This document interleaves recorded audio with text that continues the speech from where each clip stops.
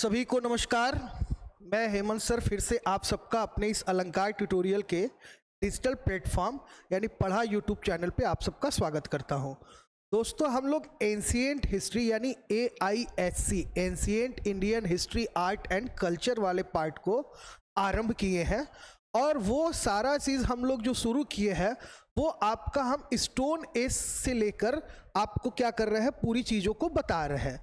तो पिछला जो भी वीडियो पड़ा हुआ है, आज जो लोग भी नए हैं वो पिछले वीडियो को देखते हुए आएंगे। वहाँ पे हमने आपके पृथ्वी पर मानव की उत्पत्ति और उनकी अलग अलग जातियाँ और इसके साथ साथ साथ पूरा पाषाण काल, मध्य पाषाण काल और नव पाषाण काल, इन सारी चीज़ों को हमने स्टेप बाय स्टेप बहुत विधिवत तरीके से बताया है। पिछले वीडियो में हम लोगों ने नव पाषाण काल यानी नियोलिथिक एज के बारे में चर्चा किए थे। नियोलिथिक एज की विशेषताओं के बारे में हम लोगों ने चर्चा किया था कि भाई नव पाषाण काल आते आते यह देखा गया कि पूरी जो सभ्यता थी यानी जो मानवों का जो समूह था, जो एक असभ्य जाति के रूप में क्या हुआ, पृथ्वी पर प्रकट हुआ और धीरे धीरे धीरे धीरे क्या हुआ, विकास की तरफ उन्मुख होता गया, अर्थात बढ़ता गया। जब नव पाषाण काल में हम आते हैं तो यहाँ पे देखते हैं कि एक सभ्य प्रजाति, एक सभ्य समूह धीरे धीरे धीरे एक सभ्य समाज बनाने के प्रति क्या है, अग्रसर है। नव पाषाण काल में ग्रामीण बस्तियों का प्रमाण मिलने लगता है। ग्रामीण बस्तियों के साथ साथ हम लोग देखते हैं कि बहुत सारी चीज़ों का आविष्कार हुआ। बहुत सारी चीज़ों को नव पाषाण काल के लोगों ने क्या किया, डिस्कवर किया। हालांकि नव पाषाण कालीन मानव के संदर्भ में ये कहा जाता है कि भाई वो लोग होमो सेपियंस थे और होमो सेपियंस के बारे में ये कहा जाता है कि उनका जो IQ लेवल था वो हमारे IQ लेवल से लगभग 6 गुना क्या था, अधिक था।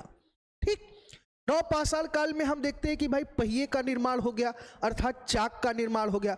जब चाक का निर्माण हुआ तो पूरी सभ्यता ही एक तरीके से क्या हुई, धीरे धीरे जो है बहुत तेजी से तकनीक का क्या हुआ, उनके समाज में विकास हुआ। चाक निर्मित होने के बाद बर्तनों का बहुत भारी मात्रा में क्या हुआ, निर्माण हुआ। लोग स्थायी रूप से रहने लगे, ग्रामीण बस्तियों का निर्माण होने लगा और यहाँ तक कि कृषि का भी उत्तम प्रमाण अगर मिलने लगा तो हमें नव पाषाण काल से मिलने लगा। साथ ही अगर हम अग्नि की बात करें, आग की बात करें, तो आग का सही रूप से प्रयोग भी आपका कहाँ से होने लगा, नव पाषाण काल से होने लगा। ठीक, नव पाषाण काल के बाद अगर देखा जाए तो हम लोग सीधे बहुत सा क्या होता है, कई पुस्तकों में, कई किताब में ये होता है कि लोग नव पाषाण काल के बाद सीधे सिंधु घाटी की सभ्यता यानी इंडस वैली सिविलाइजेशन को पढ़ाने लगते हैं या बताने लगते हैं।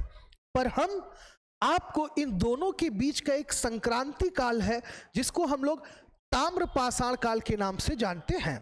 ताम्र पाषाण काल जिसको इंग्लिश में हम लोग कैल्कोलिथिक एज कहते हैं। तो आज हम लोग कैल्कोलिथिक एज के बारे में क्या करेंगे, चर्चा करेंगे। सबसे पहले हम लोग कैल्कोलिथिक एज की विशेषता को देखेंगे कि आखिर कैल्कोलिथिक एज की विशेषता क्या थी। तो ये जो ताम्र पाषाण काल सभ्यता, इसको इसलिए कहा जाता है क्योंकि सबसे पहली बार इतिहास में सबसे पहली बार, कब, सबसे पहली बार क्या किया गया, धातुओं का प्रयोग हुआ। किसका प्रयोग हुआ,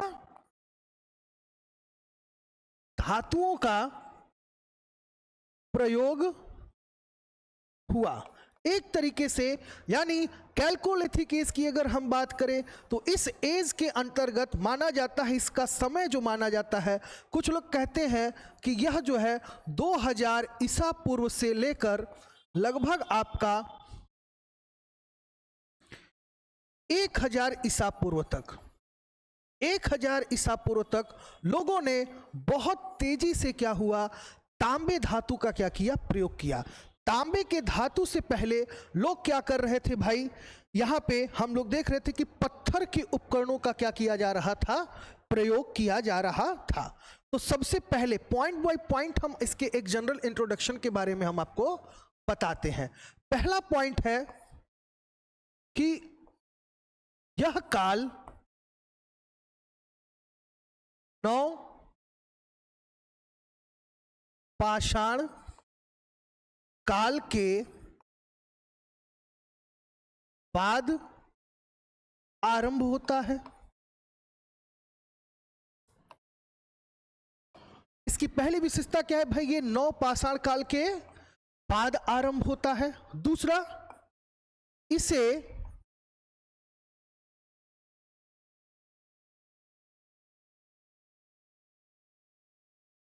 सिंधु सभ्यता और नव पाषाणिक सभ्यता, पाषाणिक सभ्यता के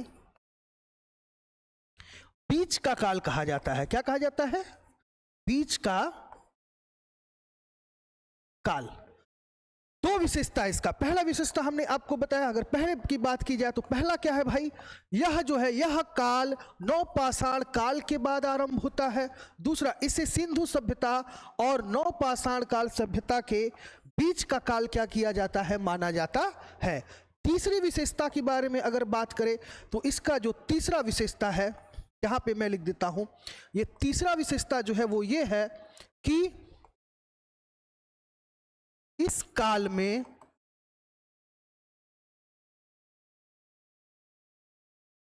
सर्वप्रथम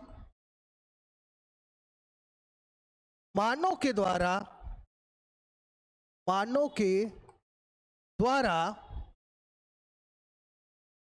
धातु का क्या किया गया? प्रयोग किया गया। यानी अगर हम तीसरी विशेषता की बात करें तो तीसरी विशेषता में बता रहे कि इस काल में सर्वप्रथम मानव के द्वारा क्या किया गया? धातु का प्रयोग किया गया। इससे पहले हम लोग देखते हैं कि सभी जीव यानी जो मानव बस्तियां थी, जो मानव प्रजातियां थी, वो लोग क्या कर रहे थे? पत्थरों के उपकरणों का प्रयोग कर रहे थे। सबसे पहली बार क्या किया गया? धातु का प्रयोग किया गया। धातु के रूप में सबसे पहले प्रयोग में क्या हुआ बेटा? तो तांबा हुआ। तांबे का प्रयोग कब किया गया? तो 2000 बीसी से लेकर आपका 1000 बीसी का जो समय था, ईसा पूर्व का समय, उसी में क्या किया गया? तांबे के औजारों का, तांबे के उपधातु का क्या किया गया? प्रयोग किया गया था। ठीक, तो ये इसका एक सामान्य क्या है? परिचय है। ठीक, और भी कुछ विशेषताएं हैं। कुछ लोग जो लोग नोट कर रहे हैं इसको नोट कर सकते हैं, या चाहे तो इसका स्क्रीनशॉट भी, अगर आप स्क्रीनशॉट भी लेना चाहते हैं तो स्क्रीनशॉट इसका ले लीजिए। चलिए आगे चलते हैं और आगे इसके कुछ और विशेषताओं को बताने का हम क्या करते हैं? प्रयास करते हैं। ठीक, इसकी विशेषताओं के बारे में हम लोग बात कर लिए हैं। अब आपको बता दें, अगर सिंधु घाट इसकी अगर हम ताम्र पाषाण हम पढ़ रहे हैं, क्या भाई हम लोग पढ़ रहे हैं ताम्र पाषाण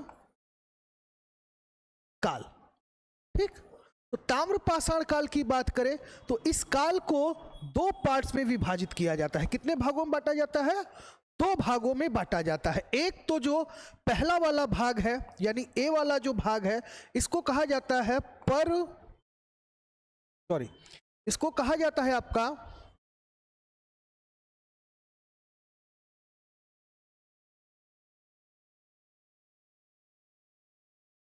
परवर्ती हड़प्पा काल।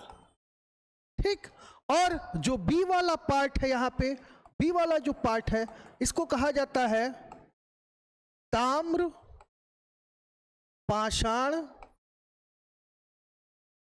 काल। ठीक, तो अगर परवर्ती हड़प्पा काल की बात करें तो इसके अंतर्गत सबसे पहले आता है आपका झूकर झाकर संस्कृति। क्या आता है? झूकर झाकर संस्कृति। झूकर झाकर संस्कृति की अगर हम बात करें तो ये झूकर झाकर जो संस्कृति है, एक तरीके से क्या है? ग्रामीण संस्कृति है। ग्रामीण संस्कृति के साथ साथ क्या है? यह सभ्यता यानी झूकर झाकर संस्कृति का जो विकास हुआ, इसका जो विकास हुआ यह है कब आपका सिंधु सभ्यता के आपका पतन के उपरांत। कभी आपसे नेट और पीजीटी में कई बार यह प्रश्न पूछा गया है कि भाई भारत की सबसे पहली सभ्यता जब नगरीय सभ्यता थी तो नगरीय सभ्यता के बाद जो है उसी सभ्यता से जुड़ा हुआ कौन सा ग्रामीण सभ्यता या कौन सी ग्रामीण संस्कृति हमको प्राप्त होती है, तो उसे हम कहते हैं झूकर झाकर संस्कृति। ठीक, झूकर झाकर संस्कृति की अगर बात करें तो एक तो हो गया आपका झूकर झाकर संस्कृति जो किसके अंतर्गत आता है, आपका परवर्ती हड़प्पा काल। पहले अब हम लोग क्या पढ़ रहे हैं, तो हम लोग पढ़ रहे हैं हड़प्पा के काल के बाद का। देखिए ये ताम्र पाषाणिक जो संस्कृति है, इस पूरे ताम्र पाषाण काल को हम दो भाग में डिवाइड करते हैं। एक तो हम लोग बांटते हैं कब, परवर्ती हड़प्पा काल यानी हड़प्पा के बाद और का काल, और दूसरा जो हम लोग मानते हैं वो मानते हैं आपका ताम्र पाषाण काल जिसका समय है 2000 से लेके 1000 आपका बीसी तक अर्थात ईसा पूर्व तक। तो अभी हम क्या कर रहे हैं, परवर्ती हड़प्पा काल के बारे में चर्चा कर रहे हैं। इसको हम और अच्छे से आपको समझा दें ताकि आपको समझने में दिक्कत ना हो। इसको हम अच्छे से आपको बताते हैं। हम सबसे पहले ए वाले पार्ट को डिस्कस कर रहे हैं, किसको, परवर्ती हड़प्पा काल। ठीक, अब परवर्ती हड़प्पा काल के अंतर्गत आने वाले ताम्र पाषाणिक संस्कृति। ठीक, हम लोग का पूरा टॉपिक क्या है, तो टॉपिक हम लोग का परवर्ती हड़प्पा काल है और हड़प्पा काल के अंतर्गत आने वाले ताम्र पाषाणिक संस्कृतियों को हम लोग चर्चा में यानी हम लोग इसको पढ़ रहे हैं। ठीक, इसमें सबसे पहले हम लोग क्या पढ़ते हैं, तो हमने सबसे पहले आपको बताया क्या, झूकर झाकर संस्कृति। झूकर झाकर संस्कृति की अगर बात करें तो इसकी एक विशेषता है क्या, ग्रामीण वस्तियों का प्रमाण, यानी ग्रामीण वस्तियों का प्रमाण हमको मिलता है परवर्ती हड़प्पा काल में। कहां से, झूकर झाकर संस्कृति के अंतर्गत। यह वह संस्कृति थी जहां पर क्या किया गया,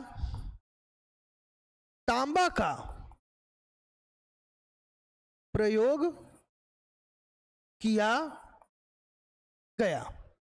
ठीक, इसके बाद दूसरा जो स्थल आता है वो आता है आपका गुजरात। गुजरात की बात करें तो ये स्थल भी परवर्ती हड़प्पा काल के समय का आता है और इसके अंतर्गत जो है आपके बहुत भारी मात्रा में क्या होते हैं, हमको मृदभांड मिलते हैं। तो किस प्रकार के मृदभांड मिलते हैं, गुजरात की बात करें तो यहां से हमको क्या मिलता है, मृद भांड अर्थात मिट्टी के बर्तन का प्रमाण मिलता है। क्या, लाल और चमकीले, यानी लाल और चमकीले मिट्टी के बर्तनों का प्रमाण हमको मिलता है कहां से, परवर्ती हड़प्पा काल में गुजरात से। अब गुजरात के बाद जो आपका अगला स्थल आता है, जैसे हमने कहा झूकर झाकर संस्कृति, झूकर झाकर संस्कृति के बाद आपका गुजरात नाम का एक प्लेस आया। गुजरात के बाद जो आपका क्षेत्र आता है उसे हम लोग कहते हैं आपका पंजाब और हरियाणा का क्षेत्र। पंजाब और हरियाणा के क्षेत्र की बात करें, ठीक, तो अब गुजरात के बाद आपका जो अगला है वो है आपका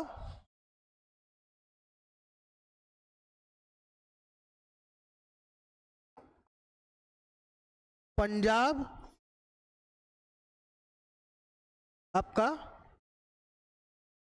हरियाणा वाला क्षेत्र। ठीक, पंजाब और हरियाणा की बात करें तो यहां से पीले रंग के, किसके, पीले रंग के मिट्टी के बर्तन अर्थात मृद भांड का प्रमाण मिलता है। ठीक, पंजाब और हरियाणा की अगर बात करें तो ये भी परवर्ती हड़प्पा काल को अभी हम लोग पढ़ रहे हैं। ताम्र पाषाण कालीन संस्कृति के अंतर्गत हम लोग परवर्ती हड़प्पा काल के बारे में क्या कर रहे हैं, पढ़ रहे हैं। परवर्ती हड़प्पा काल में हम आपको पहले बताए क्या, झूकर झाकर संस्कृति के बारे में बताए, फिर गुजरात से हमें लाल चमकीले मिट्टी के बर्तन मिलते हैं उसके बारे में बताए, गुजरात पंजाब और हरियाणा के बारे में हमने बताया कि आपका क्या है, यहां से पीले रंग के मिले। अब आता है आपका गंगा,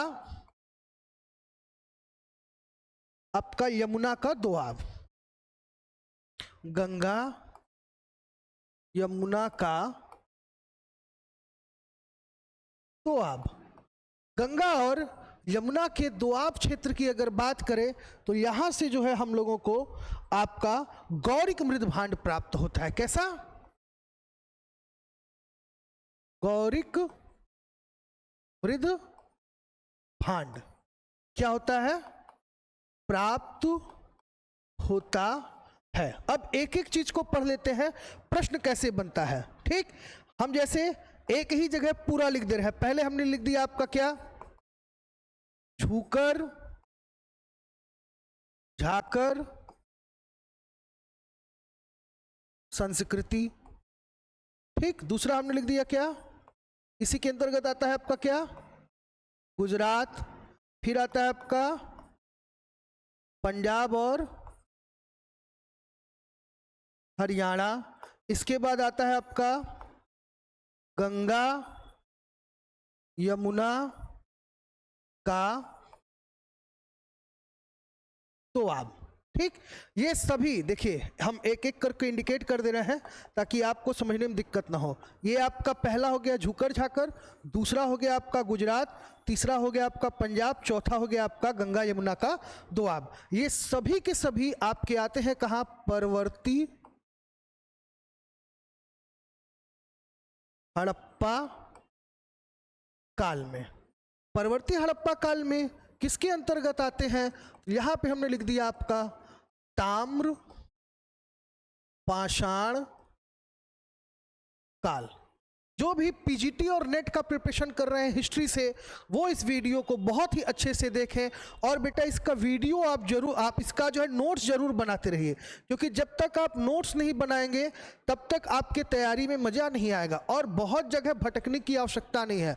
आप हमारे पढ़ा यूट्यूब चैनल को सब्सक्राइब कर लीजिए। मैं आपको बताऊं, इतिहास वाला जो प्लेलिस्ट है वहां मैं एकदम सीक्वेंस में, यानी 1 2 3 4 बाय स्टेप में एंशिएंट हिस्ट्री के एक एक वीडियो को, लेक्चर को बहुत ही अच्छे से कंप्लीट करके बहुत ही बढ़िया से मैं उसको क्या करूंगा, बताने का प्रयास करूंगा, ताकि आपकी जो तैयारी है, चाहे वो नेट का हो, चाहे वो टीजीटी का हो, चाहे वो पीजीटी का हो, तो वहां से आप क्या कर सके, इन सारी चीजों को बहुत अच्छे से कवर कर सके। ठीक, जिससे कि आपको बहुत ज्यादा भटकना ना पड़े। तो पहले पे हमने लिख दिया भाई ताम्र पाषाण काल के अंतर्गत क्या, परवर्ती काल। अब पहले है झूकर झाकर संस्कृति। प्रश्न कैसे पूछता है, झूकर झाकर संस्कृति की विशेषता क्या है। तो झूकर झाकर संस्कृति की विशेषता यह है, पहला विशेषता कि यहां से ग्रामीण बस्तियों का क्या मिला भाई, प्रमाण मिला। ठीक, क्या मिला, ग्रामीण बस्तियों का प्रमाण मिला। गुजरात की बात करें तो ये झूकर झाकर संस्कृति के अंतर्गत ही आता है, और यहां से लाल चमकीले मृद भांड का प्रमाण मिला। ठीक, अब पंजाब की बात करें तो यहां से क्या है, तो भाई यहां से पंजाब और हरियाणा से क्या हुआ, पीले रंग के मृद भांड यानी मिट्टी के बर्तन का प्रमाण मिला। ठीक, अगला चलते हैं और गंगा यमुना के दोआब की बात करते हैं। तो यहां से गौरिक मृदभांड प्राप्त हुआ है। ठीक, अब देखिए इसी से प्रश्न आपका बनता है, पूछता है झूकर झाकर संस्कृति के अंतर्गत गुजरात नामक स्थल से किस प्रकार के मृदभांडों का पता लगता है। जो लोग नेट का पेपर दिए होंगे उनको पता होगा कि इस तरीके का प्रश्न बहुत पूछा जाता है। तो आप आराम से कह सकते हैं लाल और चमकीले रंग के मृदभांड का। पंजाब और हरियाणा की बात की जाए तो पीले रंग का। गंगा और यमुना की बात करें तो गौरिक मृदभांड का। और इसी तरीके से अगर झूकर झाकर संस्कृति की विशेषता की बात करें तो ये वह सभ्यता है या यह वह संस्कृति है या वह काल है जहाँ से हमें जो है जो कि नगरीय सभ्यता से जुड़ा था, लेकिन यहाँ से हमें ग्रामीण बस्तियों का क्या मिलता है, प्रमाण मिलता है। तो ये पूरा का पूरा जो काल था आपका वो था आपका झूकर झाकर संस्कृति से संबंधित। ठीक, चलिए आगे चलते हैं और अब हम आपको ये ताम्र पाषाण काल ही हम लोग पढ़ रहे हैं।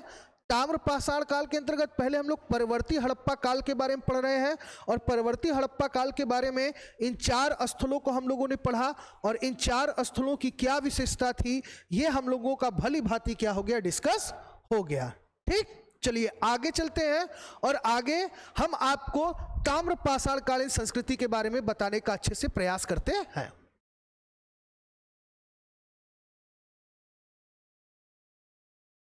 देखिए आप अगर सीक्वेंस में देखिए एंशिएंट हिस्ट्री का जो पार्ट होता है आपको पता होगा। देखिए नेट की अगर बात करें तो नेट में हम लोग क्या करते हैं, 3 हिस्ट्री का स्टूडेंट 3 सब्जेक्ट 3 नेट देता है। क्या, एक तो आर्ट और कल्चर से आप दे सकते हो नेट। ठीक, इसके अलावा आप आर्कियोलॉजी से नेट दे सकते हो अगर आपका स्पेशलाइजेशन एंशिएंट हिस्ट्री है तो 2 नेट हो गया। इसके बाद बुद्धिज्म, जैनिज्म और गांधीज्म से भी नेट होता है। इसको भी दे सकता है कौन, जिसका हिस्ट्री रहा हो पीजी में। और इसके साथ साथ आप हिस्ट्री तो ओवरऑल दे ही सकते हैं। यानी इतिहास पढ़ने से आपको फायदा क्या होता है, आप 3-4 दे सकते हैं। एक तो आप हिस्ट्री से नेट दे सकते हो। अगर आपका एंशिएंट हिस्ट्री रहा है तो आप क्या कर सकते हैं, आर्ट और कल्चर से नेट दे सकते हैं। ठीक, इसके अलावा आप दे सकते हैं गांधीज्म और आपका बुद्धिज्म से। ठीक, तो गांधीज्म और बुद्धिज्म से दे सकते हैं। और इसके साथ साथ एक और है आपका, अगर आपका ऑनर्स रहा है एंशिएंट हिस्ट्री यानी AIHC रहा है, ancient Indian history culture and ARCH, अगर ये आपका ऑनर्स सब्जेक्ट रहा है, ये अगर ये आपका क्या रहा है, ऑनर्स सब्जेक्ट रहा है, तो आप क्या कर सकते हैं, इतने नेट को दे सकते हैं। ये बहुत अच्छा है। आप हिस्ट्री से भी नेट दे सकते हो, इसके साथ आर्ट एंड कल्चर से भी नेट दे सकते हो, गांधीज्म, बुद्धिज्म और जैनिज्म से भी नेट दे सकते हो, और साथ ही आप आर्कियोलॉजी से भी नेट दे सकते हो। सोचिए कितना बढ़िया है। तो AIC आपके लिए जो है, और AIC का सिलेबस जो होता है वो थोड़ा सा बहुत बड़ा होता है, क्योंकि हमें उत्तर और दक्षिण दोनों ही पूरे भारत को पढ़ना पड़ता है और दोनों ही जगह के प्राचीन भारत को अच्छे से पढ़ना पड़ता है। ठीक, तो यहां अब हम आगे चलते हैं और आगे आपको चीजों को बताने का प्रयास करते हैं। ठीक, अब हम ताम्र पाषाण काल के बारे में पढ़ते हैं। हम परवर्ती हड़प्पा काल को पढ़ लिए हैं। अब परवर्ती हड़प्पा काल के बाद हम ताम्र पाषाण काल के अंतर्गत आने वाले कुछ स्थल, संस्कृति और उनकी विशेषताओं के बारे में पढ़ेंगे। ताम्र पाषाण काल की बात करें तो हमने कहा भाई इसका जो समय है वो 2000 से लेके आपका 1000 ईसा पूर्व का समय आता है। और इसके अंतर्गत कौन कौन सा आता है, तो सबसे पहले तो आता है भाई आपका जारवे संस्कृति। इसके बाद आता है आपका क्या, मालव संस्कृति। इसके बाद क्या आता है आपका, कायथा संस्कृति। और इसके बाद आपका क्या आता है, बनास संस्कृति। हम जितने भी क्षेत्र को पढ़ रहे हैं, ठीक है, चाहे जारवे संस्कृति हुआ, चाहे आपका मालव संस्कृति हुआ, कायथा संस्कृति हुआ या बनास संस्कृति हुआ, इन सभी संस्कृतियों की जो सबसे महत्वपूर्ण विशेषता रही वो यह रही कि यहाँ पर क्या किया गया, सबसे पहले यानी सर्वप्रथम क्या किया गया, तांबा धातु का प्रयोग किया गया। ठीक, यानी यहां पर सर्वप्रथम क्या किया गया, तांबे के धातु का क्या किया गया, प्रयोग किया गया। इसीलिए तांबे के साथ साथ इन्होंने क्या किया, पहले तो पत्थर कर रहे थे, तो पत्थर के साथ साथ इन लोगों ने तांबे का प्रयोग किया। इसीलिए इसको ताम्र पाषाणिक संस्कृति कहा जाता है, इंग्लिश में इसको कहा जाता है कैलकोलिथिक एज। तो संस्कृतियों में हमने आपको बताया जारवे संस्कृति। जारवे संस्कृति का जो क्षेत्र है ये आपका आता है पुणे और महाराष्ट्र का।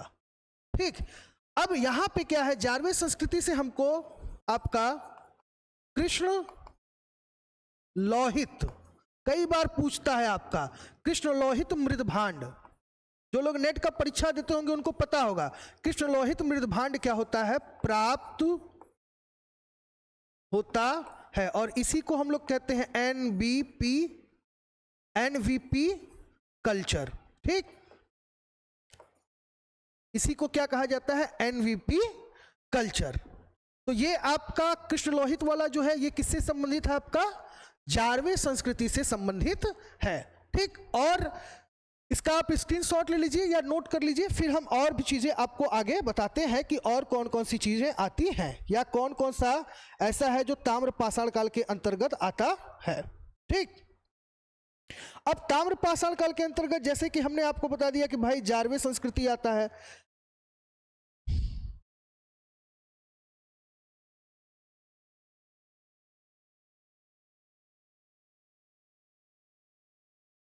अब सबसे पहले हम लोग एक एक को, अब इस संस्कृति की विशेषता क्या थी आपको बताएं।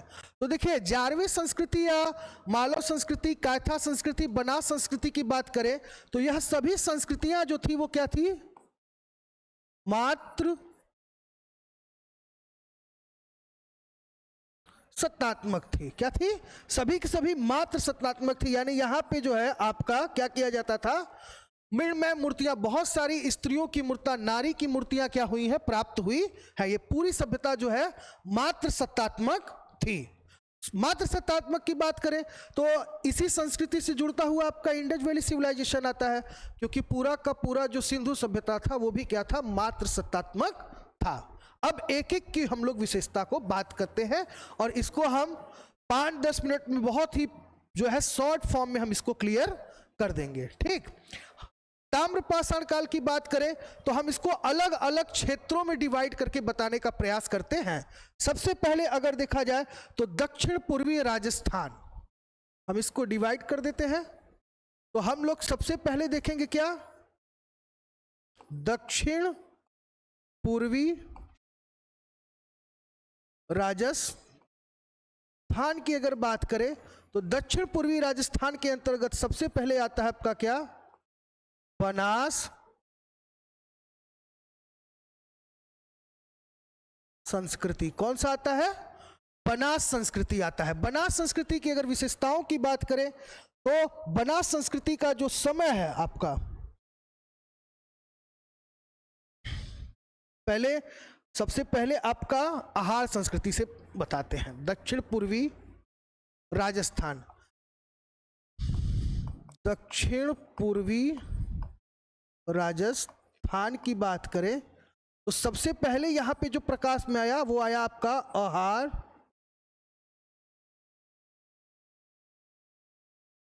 संस्कृति। आहार संस्कृति की अगर बात करें तो यहां इस संस्कृति का विस्तार जो हुआ कहां हुआ, आपका राजस्थान में क्या हुआ। आहार संस्कृति की जो विशेषता थी वो था आपका, सबसे पहले इसके समय की बात करते हैं तो आहार संस्कृति का समय का माना जाता है ये आपका 2000 से लेकर 1400 ईसा पूर्व का जो समय है, यह समय जो है आपका ताम्रपाषाण काल के अंतर्गत आहार संस्कृति के अंतर्गत आता है। आहार संस्कृति में अगर देखा जाए तो इससे जुड़े हुए जो स्थान हैं, उस स्थान में आपका आता है आहार, गिलुंड और बलाथल। यानी एक तो आ गया आहार, और इसी आहार को किताबों में बनास भी कहा जाता है। क्या कहा जाता है? बनास। हम आहार संस्कृति बनास संस्कृति लिखे थे, उसको इसलिए मिटा दिए क्योंकि बनास संस्कृति का नाम बहुत कम लोग जानते हैं, आहार संस्कृति का नाम ज्यादा लोग जानते हैं। इसी आहार संस्कृति को बनास संस्कृति के नाम से भी जाना जाता है। इसके प्रमुख स्थान की बात कर रहे थे हम लोग। किसका प्रमुख स्थान? प्रमुख स्थान में सबसे पहले आता है आपका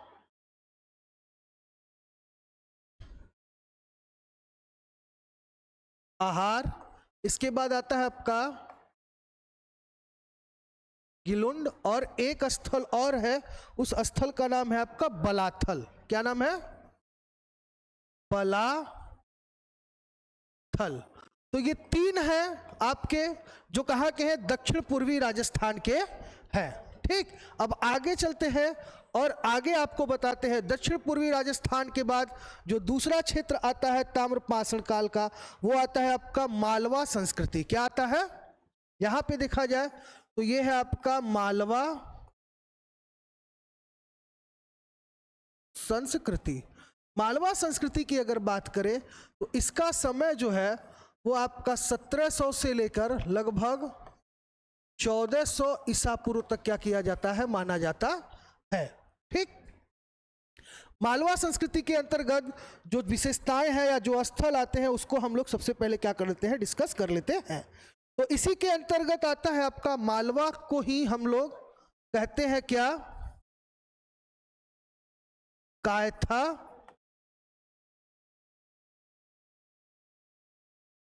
संस्कृति। इसी मालवा संस्कृति को हम लोग कायथा संस्कृति के नाम से भी जानते हैं। ठीक, इसके समय को लेकर मत कंफ्यूज होइएगा, क्योंकि केसी श्रीवास्तव की अगर किताब देखेंगे तो इसमें इसको क्या है 1700 से 1000 बीसी तक बताया गया है।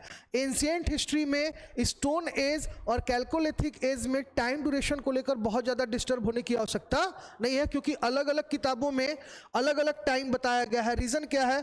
कहीं कार्बन डेटिंग से डेट को निर्धारित किया गया है, तो कभी विद्वानों और विचारकों के अनुसार जो डेट गया है उसके अनुसार है। तो कौन सा किताब किस किताब को आधार मानकर लिखा गया है, इस पर हम लोग स्पष्ट रूप से नहीं कह सकते। ठीक, इसमें जो स्थल आता है वो आता है आपका एरल, त्रिपुरी और उज्जैनी। कौन कौन सा आता है? मालव संस्कृति में आता है सबसे पहले एरल, फिर आता है आपका त्रिपुरी, और इसके बाद आता है आपका कलचूरी। ये तीन स्थल हैं। कौन कौन सा है? एरल है, त्रिपुरी है, कलचूरी है, और एक है आपका क्या? उज्जैनी। ठीक, उज्जैन वाला जो क्षेत्र है वो, यानी मालव संस्कृति, कायथा संस्कृति जो कि ताम्रपाषाण काल के अंतर्गत आता है, जिसका समय 1700 से 1000 या 1400 ईसा पूर्व तक माना जाता है, इसी को कायथा संस्कृति भी कहा जाता है। और इसके अंतर्गत आता है, कायथा के अंतर्गत क्या आता है? एरल आता है, त्रिपुरी आता है, कलचूरी आता है और उज्जैनी आता है। इसी तरीके से अगर मालव की बात करें तो मालव के स्थल के अंतर्गत आता है आपका नागदा टोली आता है, जो कि आपका यहाँ मालव संस्कृति से, मालवा संस्कृति से कौन सा है? नागदा टोली। क्या है? नागदा टोली। यहां की विशेषता क्या है? तो नागदा टोली और मालव संस्कृति की यह विशेषता है कि यहां से उच्च कोटि के, यानी उच्च कोटि के क्या हुए हैं? मृद भांड प्राप्त हुआ है। यहां से उच्च कोटि का क्या हुआ है? मृद भांड प्राप्त हुआ है। तो दो चीजें हमारा हो गया, पहला हो गया हमारा दक्षिण पूर्व राजस्थान वाला क्षेत्र, और दूसरा हो गया मालवा वाला क्षेत्र। और दक्षिण पूर्व राजस्थान वाला जो क्षेत्र है इसी को हम लोग आहार या बनास संस्कृति के नाम से जानते हैं। इसके अंतर्गत जो स्थल आते हैं हमने यहाँ पे लिख दिया, आहार आता है, गिलुंड आता है और बलाथल आता है। यही अगर मालव संस्कृति की हम बात करें तो मालव संस्कृति के अंतर्गत आपका क्या आता है, कायथा संस्कृति आता है। कायथा संस्कृति में एरण आता है, त्रिपुरी आता है, कलचुरी आता है और उज्जैनी आता है। साथ ही अगर मालव संस्कृति में देखें तो नागदा टोली आता है। नागदा टोली की विशेषता यह है कि यहाँ से उच्च कोटि के मिट्टी के बर्तन प्राप्त होते हैं। तो हम लोग 2 स्थलों के बारे में पढ़ लिए, केवल एक हम लोगों का और बचा हुआ है। तो एक आपका हो गया कौन सा, ये प्रमुख स्थल हो गया, ठीक। इसके बाद आपका एक और बचा हुआ है, वो आपको हम बता देते हैं। तो अगला है आपका दायमाबाद वाला एरिया, ठीक है। कौन सा आपका, एक तो हो गया आपका दक्षिण पूर्व राजस्थान, यानी सबसे पहले हम लोग पढ़े, देखिए ए हम आपको बता दें, नहीं आप कंफ्यूज होंगे।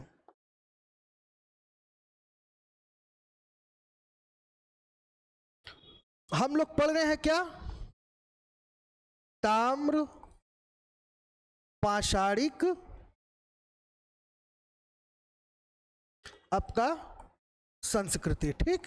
ताम्र पाषाणिक संस्कृति जिसका समय हम लोग मानते हैं क्या भाई, 2000 से लेके 1000 BC तक। अब इस ताम्र पाषाण की संस्कृति का विस्तार हमने कहा भारत के 3 अलग अलग क्षेत्रों में है। पहला है आपका दक्षिण पूर्व राजस्थान, ठीक। दूसरा जो है आपका वो है आपका मध्य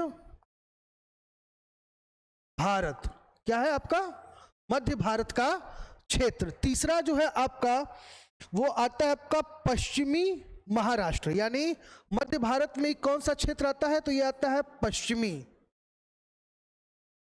मध्य भारत। और ये आता है आपका क्या,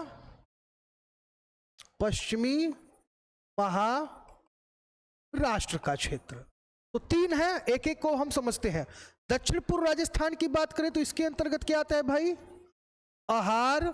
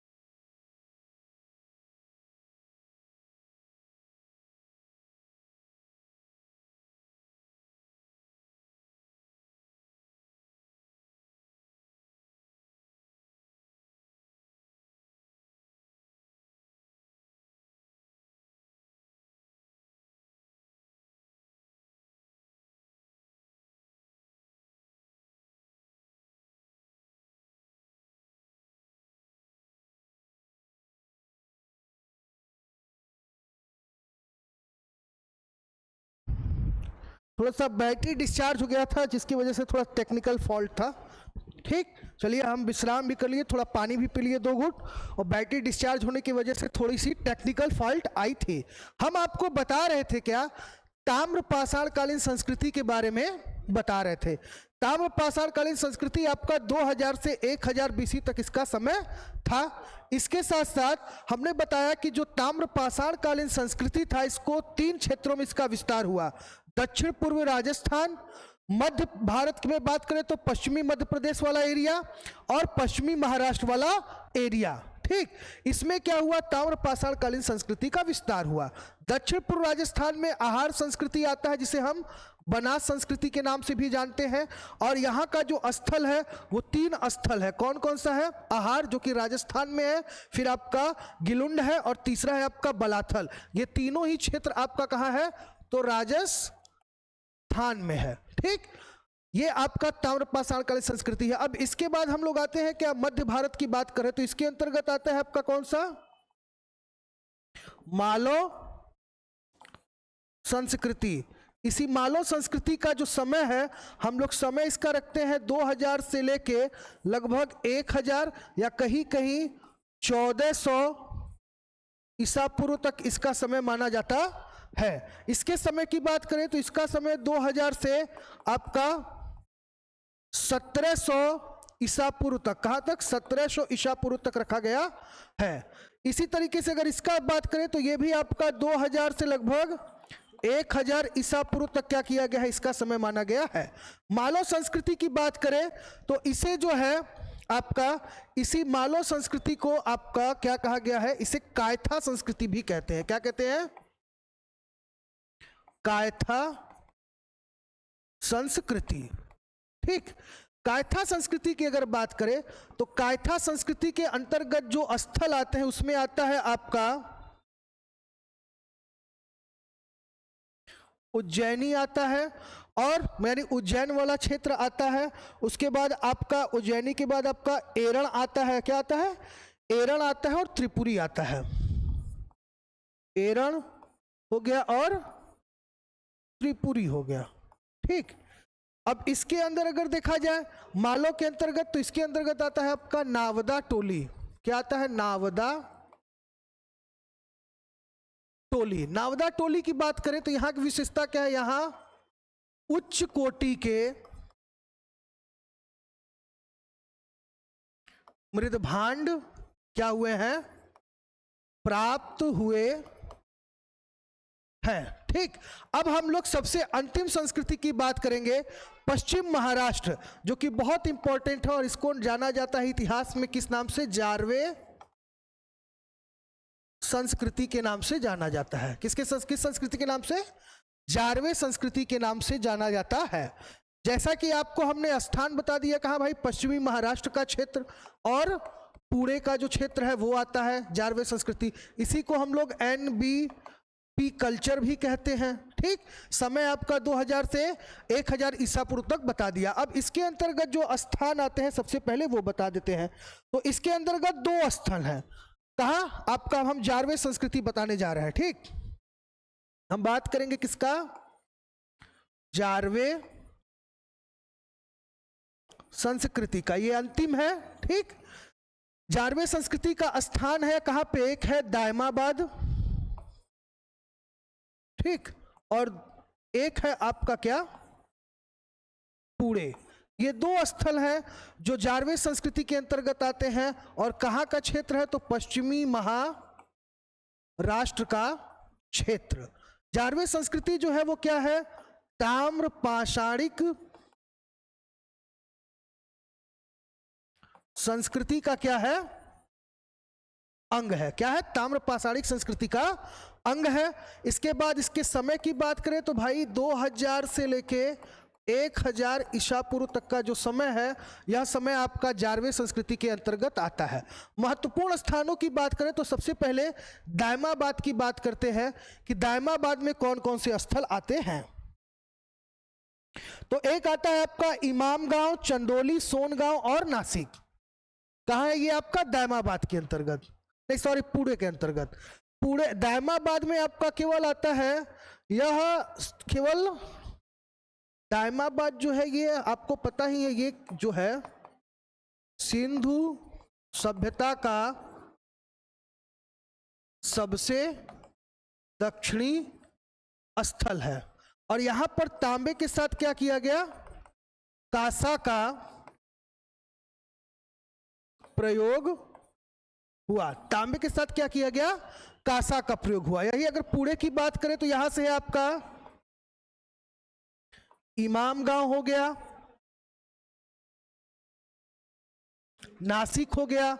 तो इमामगांव हो गया, नासिक हो गया, और इसके साथ साथ एक आपका और बचा है वो बता देते हैं, चंदोली और सोनगांव। कौन कौन सा है?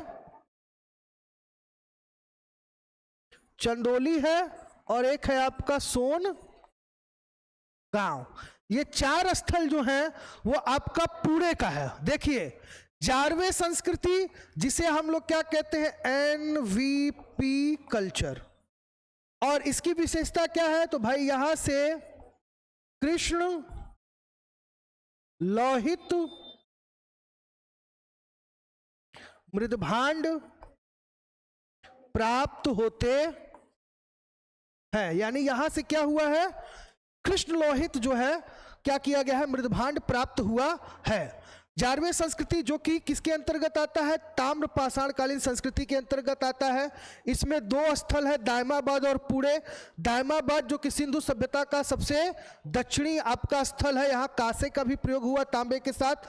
अब पुणे की बात करें तो पुणे में इमामगांव, नासिक, चंदौली और सोनगांव ये स्थल आते हैं। और यहां से हमें क्या होता है, यहां से भी उच्च कोटि के मृदभांड का क्या हुआ, प्रयोग किया गया। ठीक, तो आज मिला के आज की अगर बात की जाए आज के लेक्चर का, तो पूरा का पूरा ताम्रपाषाण काल हम लोग पढ़ लिए। ताम्रपाषाण काल के अंतर्गत आने वाले परवर्ती हड़प्पाकालीन स्थल और उनकी विशेषता क्या थी वो हम लोग इस वीडियो में देखे। साथ में आपके जारवे संस्कृति, यानी जो जारवे संस्कृति है, जो ताम्रपाषाणकालीन संस्कृति है, उसके अंतर्गत आपका दक्षिण और पूर्व का जो राजस्थान वाला एरिया है उसमें कौन कौन से स्थल आते हैं वो हम लोग देख लिए। पश्चिम मध्य प्रदेश के में कौन कौन से क्षेत्र आते हैं उसको हम लोग देख लिए। और अंत में केवल एक स्थल है, वो है पश्चिम महाराष्ट्र वाला, वो भी हमारा क्या हुआ, क्लियर हो गया। तो पूरा का पूरा कैल्कोलिथिक एज यानी ताम्रपाषाण काल हम लोग खत्म कर दिए। अब देखिए हुआ क्या, सिंधु घाटी के लोग की बात करें तो इन्होंने क्या किया कि दो धातु यानी टीन और तांबा, इन दोनों को मिलाकर इन्होंने क्या किया, एक नए प्रकार का धातु यानी कांसा तैयार किया। इसीलिए ताम्रपाषाण काल के बाद जो सिंधु घाटी सभ्यता प्रकाश में आती है तो उसको हम लोग कांस्य युगीन कहते हैं। क्या कहते हैं, कांस्य युगीन। अगर सिंधु घाटी सभ्यता के लोगों की धातु की बात करें तो देखिए सिंधु घाटी एक कभी बार इतिहास में आपसे प्रश्न पूछता है कि वो कौन सा काल है या ऐसा कौन सा काल है जहां के लोग हर प्रकार की धातु मतलब सबसे ज्यादा धातुओं से परिचित थे। तो क्या है, सिंधु घाटी की सभ्यता। सिंधुवासी जो है आपका सोना, चांदी, तांबा और सीसा और इसके साथ साथ आपका टीन और कांसा। सिंधु घाटी के लोगों की बात करें तो सिंधु घाटी के लोग कुल इतने प्रकार के धातुओं से परिचित थे। वो सोना भी जानते थे, चांदी भी जानते थे, तांबा भी, सीसा भी, टीन भी और कांसा भी, क्योंकि टीन और तांबा को मिलाकर क्या किया जाता था, कांसा तैयार किया जाता था। तो अगले लेक्चर में हम लोग सिंधु घाटी सभ्यता को क्या करेंगे, डिस्क्राइब करेंगे, उसको बहुत अच्छे से पढ़ेंगे। और हो सकता है कि उस पर हमें 1 या 2 या 3 पार्ट्स में वीडियो बनाना पड़े, क्योंकि सिंधु घाटी की सभ्यता बहुत बड़ा है। और पीजीटी में और नेट में सबसे ज़्यादा प्रश्न जो आता है वो इंडस वैली सिविलाइजेशन से ही आता है, इसके बाद दक्षिण भारत के इतिहास से आता है। ठीक, तो आज का जो आपका ये इतिहास का क्लास है यानी ancient Indian history art and culture के क्लास में हम लोगों ने कैल्कोलिथिक एज को भली भांति और अच्छे से समझ लिया। ये वीडियो जो है आप अपने दोस्तों में भी शेयर करिए, लाइक करिए, और कहीं भी त्रुटि हो, कोई भी दिक्कत हो, किसी प्रकार का प्रश्न हो तो कमेंट करिए। आप वीडियो के नीचे डिस्क्रिप्शन में चले जाइए, वहां से आपको ऐप का लिंक मिल जाएगा, पढ़ा ऐप, उसको गूगल प्ले स्टोर से इंस्टॉल कर लीजिए। चाहिए तो आप टेलीग्राम चैनल ज्वाइन कर लीजिए, वहां से आपको PDF भी मिल जाएंगे। तो हर प्रकार का सहयोग हमारी तरफ से आपको आपकी तैयारी में मिलेगा। ठीक है, तब तक के लिए आप सबको जय हिंद, जय भारत।